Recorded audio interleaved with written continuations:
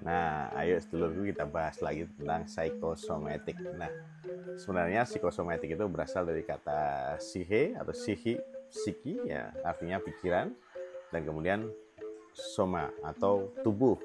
Nah, makanya digabung jadi psikosomatik. Jadi suatu penyakit atau keluhan-keluhan fisik yang menyebabkan gangguan-gangguan dalam uh, tubuh kita. Jadi keluhan psikis yang menyebabkan gangguan-gangguan dalam tubuh kita atau keluhan dalam tubuh kita.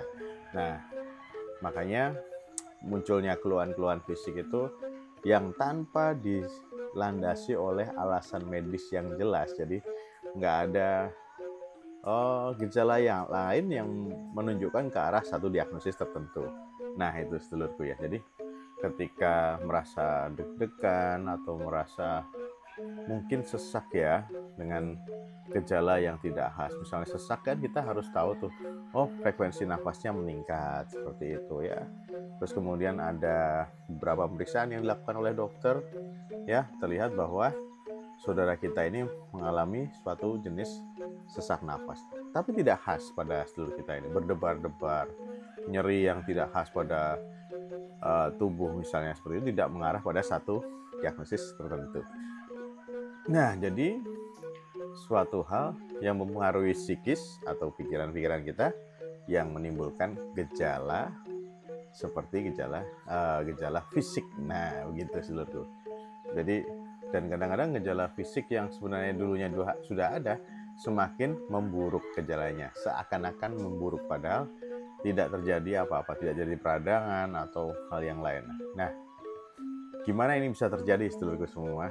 Hal ini memang uh, dalam otak kita, dalam tubuh kita itu ada namanya satu jalur yang dimana ketika kita mengalami suatu stres atau suatu trauma itu bisa menyebabkan munculnya zat-zat dalam tubuh yang bereaksi pada anggota tubuh yang lainnya, entah itu sensasi nyeri atau seakan-akan nggak nyaman seperti itu. Jadi memang ada jalur di situ. Jadi uh, ada yang bilang HPA axis namanya, hypothalamo pituitary axis. Nah, itu yang menyebabkan psikosomatik. Jadi dari jalur situ jadi keluhan stres kita ataupun keluhan psikis kita, trauma ataupun depresi ringan itu bisa menyebabkan keluhan fisik atau gejala fisik yang tidak khas di diagnosis tertentu gitu.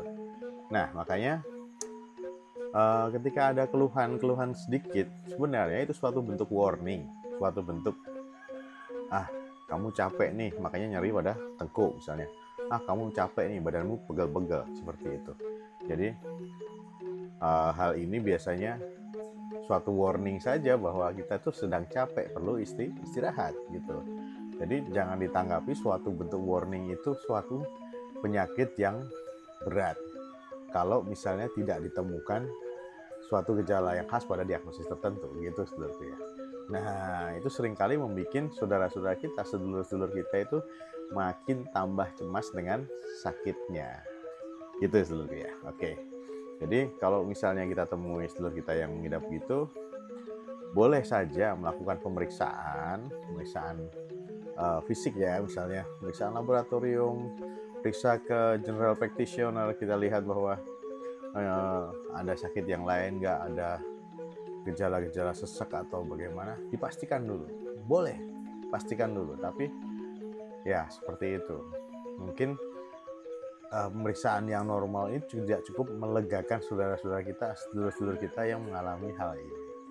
Nah, dan nggak enak pasti. Dan kita tahu bahwa kita juga menyadari bahwa yang dia rasakan itu sesuatu yang sangat nggak nyaman, meskipun orang lain melihat itu hal yang sepele gitu ya. Padahal beneran nggak nyaman gitu loh. Nah, makanya kita nggak boleh langsung ngejudge sedulur kita yang merasakan hal ini. Dia yang rasain kok.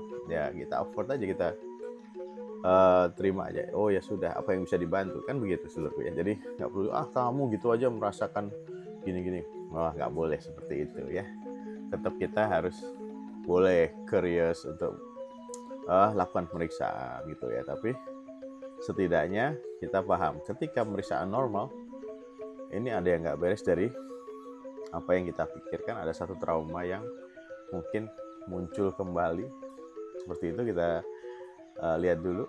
Nah, baru kita pastikan bahwa ini benar-benar psikosomatik. Gitu ya. Jadi nggak dapat disepelekan memang kondisi seperti ini. Ya nggak nyaman karena dia datang berkali-kali ke dokter atau berkali-kali ke UGD seringnya. Ketemu sama dokter, memastikan bahwa dia nggak apa-apa, merasa sesek.